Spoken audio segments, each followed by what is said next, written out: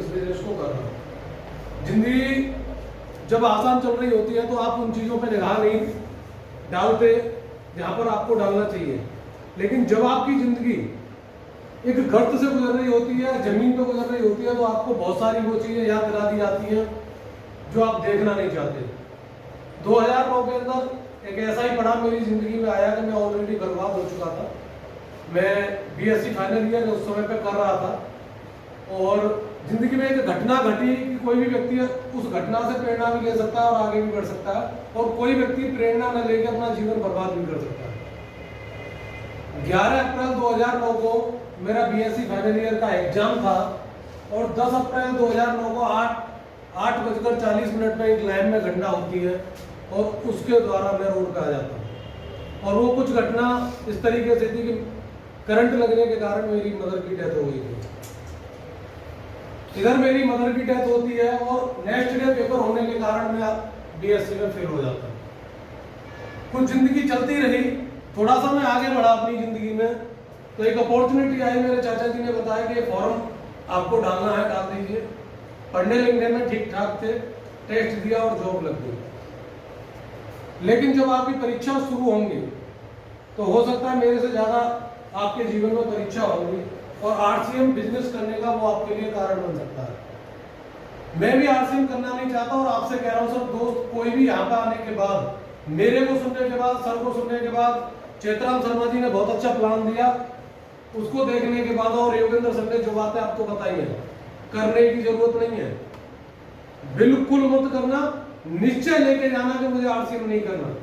मैंने भी नहीं किया था, मैंने भी नहीं किया था, क्योंकि मैं हर बात को इस तरीके से टाल देता था कि इस चीज की क्या जरूरत, मैं गवर्नमेंट ऑफिसर हूँ, 50-60 हजार रुपए मुझे ऑलरेडी मिल रहा है, मुझे सोचने की क्या जरूरत है।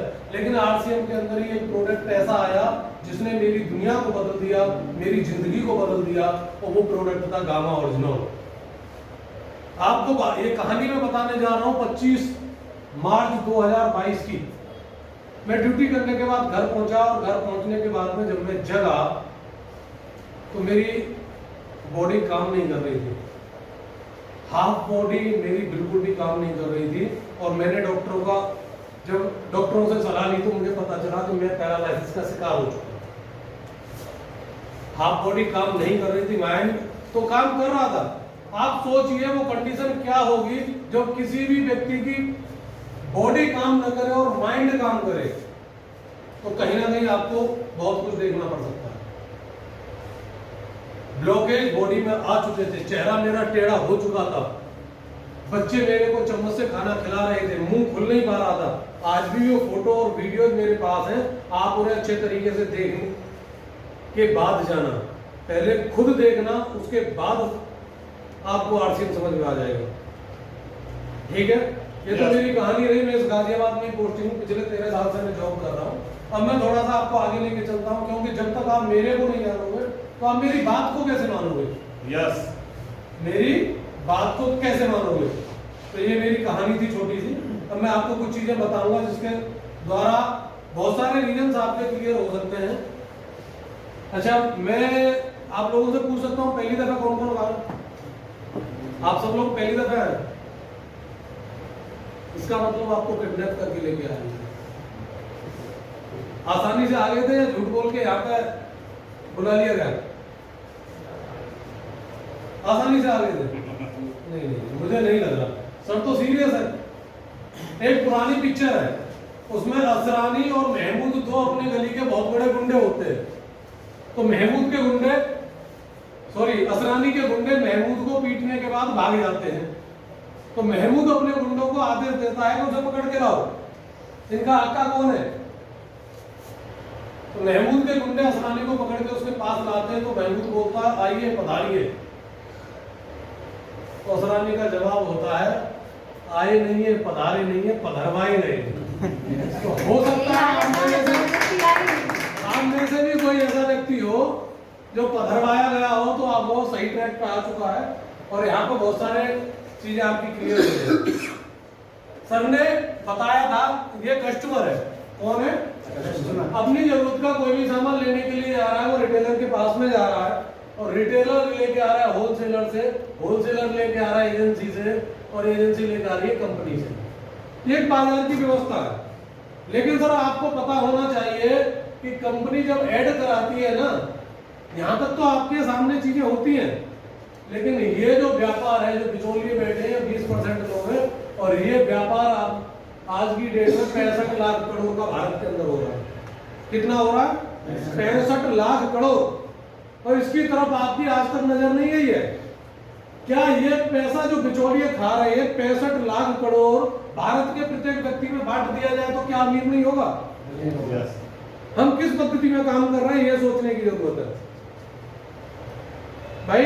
जब हमारे माता पिता रिश्ते के बारे में बात करते हैं ना, और किसी लड़की से संबंध की बात हो रही होती है, तो वो हमें चंद्रमुखी दिखाई देती है। उसके सारे गुण हमारे सामने नजर आते हैं।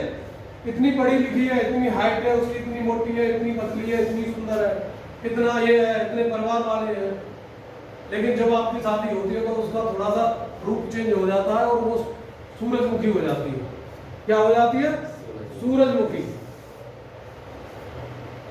और शादी के 2 साल बाद सर एक स्थिति और आती है, उसमें वो ज्वालामुखी हो जाती है, क्योंकि आप उसके खर्चे नहीं चला पा रहे होते हैं। और इसके बाद भी एक बड़ी स्थिति होती है, 5 साल बाद तो उसे ढंग से आपकी औकात पता लग जाती है, और वो ज्वालामुखी से फिर एक ही स्थिति रहती है, तू दुखी और मैं दुखी। अगर आप ऐसी कंडीशन में हैं तो सर आपको आरसीएम करने की बहुत ज्यादा जरूरत है। यस। आखिर का हो क्या रहा है आप उस चीज पे देखिए। बहुत से लोग समझते हैं मैंने किया नहीं किया। आप जानकारी उस व्यक्ति से लें जिसे आरसीएम के बारे में पहले से जानकारी है। अगर आपको जानकारी नहीं है, अमूमन होता क्या है कि हम बहुत सारी चीजें या मीटिंग्स में आते हैं और हमें पता चल जाती है। पता चलने के बाद हमारा कोई मित्र होता है, दोस्त होता है, उससे हम उस चीज की जानकारी लेते हैं जो खुद कुछ उसके बारे में जानता नहीं है। भाई जो लोग बीएससी किए हुए, क्या मैं इंजीनियर के बारे में जानकारी ले लूं तो क्या वो दे पाएंगे मुझे? नो। या किसी ने मेडिकल की परीक्षा पास की और उससे मैं कुछ ऑटो मैकेनिक के बारे में या किसी गाड़ी को ठीक कराने के बारे में जानकारी लूं, क्या वो दे पाएगा?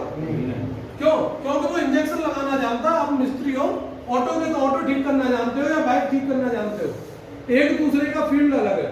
जो व्यक्ति जिस फील्ड में माहिर है आपको उसी से जानकारी लेनी चाहिए। yes. अगर आप ऐसा अपनी पर्सनल जिंदगी में कर रहे हैं कि आप का सलाहकार वो है जो आपको सही तरीके से सलाह नहीं दे सकता, तो बहुत गलत कर रहे हो।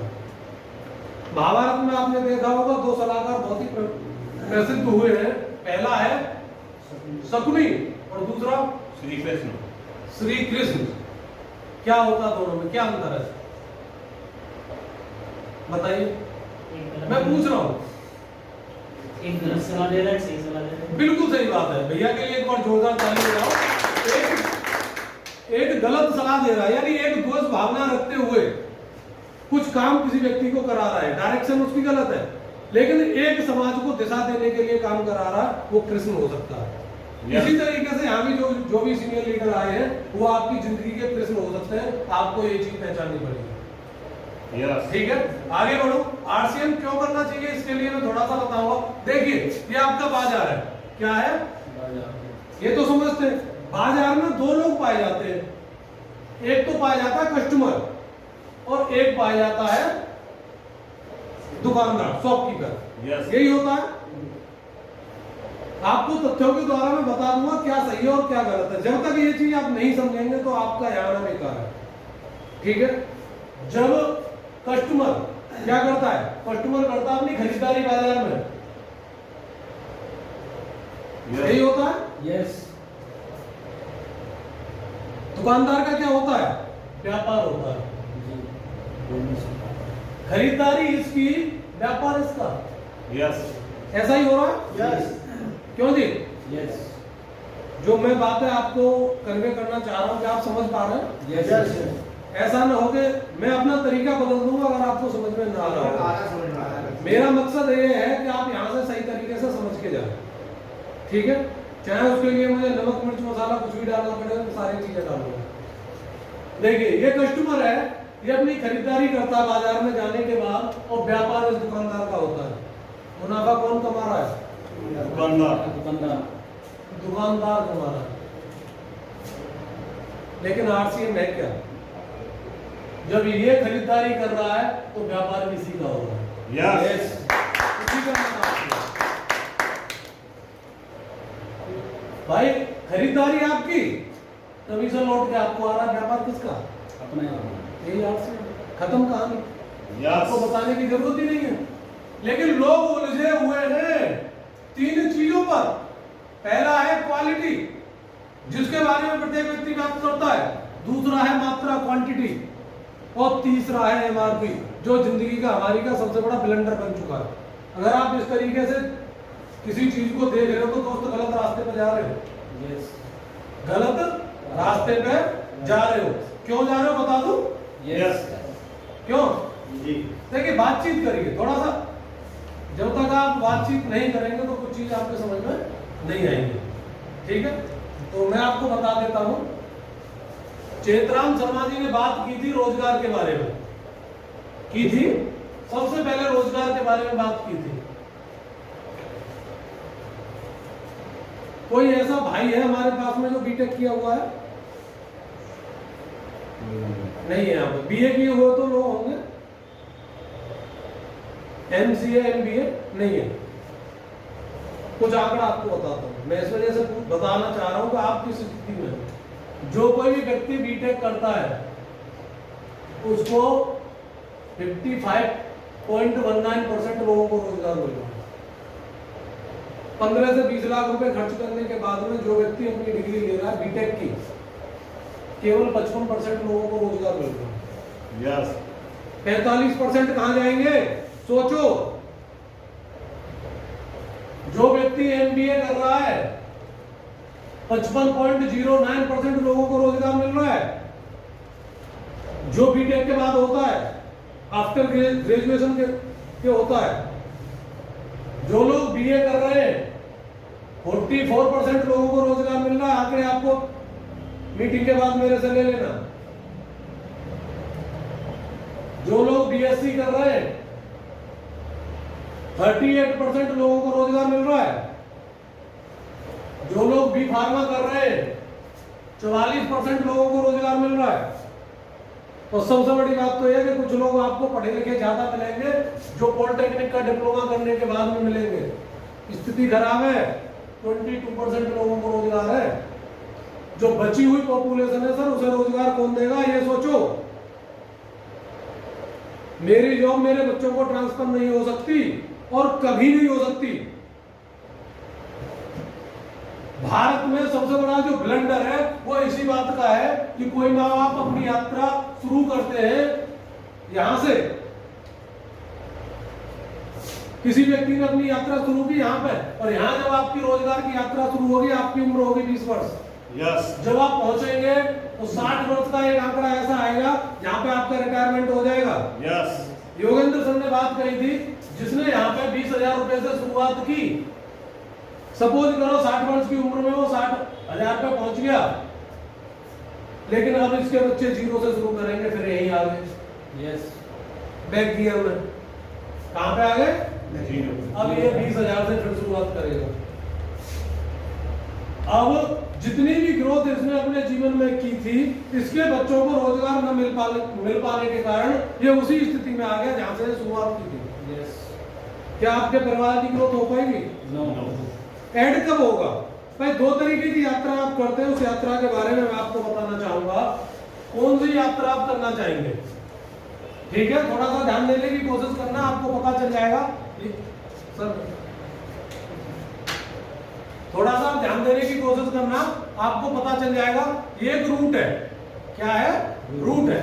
सपोज करो यहाँ पर गाजियाबाद है और हमें यहाँ पे दिल्ली पहुंचना है। ठीक है, अब एक यात्रा ऐसी है जहां पर से आप चलते हो, यहाँ पे कोई ब्रेकर आता है, आप उसे पार करते हो, फिर ब्रेकर आता है, फिर यहाँ पे पार करते हो, और यहीं से शुरू हो जाती है, आप दिल्ली पहुंच जाते हो। एक दूसरी यात्रा का रूट है कि अगर आप यहाँ से चलेंगे गाजियाबाद से दिल्ली के लिए यहाँ पे चले तो बीच में आपको परेशानी कोई आ गई तो फिर आप दोबारा से यहाँ से शुरू करेंगे। किस यात्रा में आपके पहुंचने के चांसेस ज्यादा है? क्यों? क्योंकि आप उस यात्रा को वहां से शुरू कर रहे हो जहां पे आपका ब्रेकडाउन हुआ है। सपोज करो गाजियाबाद से आप चले और विजयनगर बाईपास पर आपकी गाड़ी यहाँ पे खराब हो गई, खड़ी हो गई, तो आप वहीं से यात्रा करेंगे। यस। लेकिन एक दूसरा जो गेम है वो ये है कि गाजियाबाद से आप चले, दिल्ली आपको पहुंचना है, लेकिन आपकी गाड़ी खराब हो गई, कोई परेशानी आ गई, तो दूसरी यात्रा आपको फिर जीरो से शुरू करनी है। डिसीजन आप ले सकते हैं कौन सी यात्रा आप करना चाह रहे हो। जिंदगी की तो यात्रा यही है। ज्यादातर लोग इस यात्रा के पीछे पड़े हुए और धोधों के पीछे पड़े हुए। एक सवाल मैं आपसे पूछना चाहूंगा कि जो आप कर रहे हो उसमें आपको पता चलेगा। अच्छा, कितने लोगों के बच्चे पढ़ रहे हैं बड़ी क्लास में? कोई है अपने यहाँ? सर है। सर को मैं, सर आप थोड़ा सा अपनी जगह पे खड़े हो जाएं। मैं आपसे एक सवाल पूछना चाहूंगा।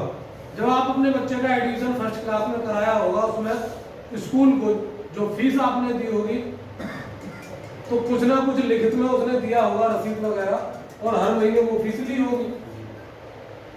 10th किया, 12th किया और उसने ग्रेजुएशन भी किया होगा। उस स्कूल ने आपसे लिखित में फीस ली है कि मैं आपको बच्चे के पढ़ाने के लिए इतनी फीस लूंगा। क्या उस स्कूल ने आपको 100% ये लिख के दिया कि आपके बच्चे को इतने रुपए महीने का रोजगार मिलेगा? नहीं। क्यों नहीं मिलेगा? रोजगार की कोई गारंटी भाई हम तो अपने पैसे की वैल्यू चाहते हैं ना, पैसे की वैल्यू चाहते हैं ना। हमने तो अपनी मेहनत का पूरा पैसा उस स्कूल वाले को दिया है ना, वो गारंटी क्यों नहीं दे रहा? कोई गारंटी नहीं दे सकता। वो गारंटी क्यों नहीं दे रहा? रोजगार है, लेकिन आजकल डिग्री से स्किल से जॉब मिलती है। क्या सर, क्या बहुत अच्छा सवाल किया सर। बैठिए आप, खड़े हो जाओ। हाँ, कोई दिक्कत नहीं। हाँ, आजकल डिग्री माने रहती है, आगे स्किल्स माने रहती है, स्किल्स में जॉब मिलती है। हाँ बिल्कुल, ये तो बहुत लाजवाब क्वेश्चन किया। आपको स्किल के बारे में बात करता हूँ, और जिस चीज को आप कहना चाह रहे हो उस चीज को थोड़ा सा आपको समझाने की कोशिश करता हूँ। देखिए,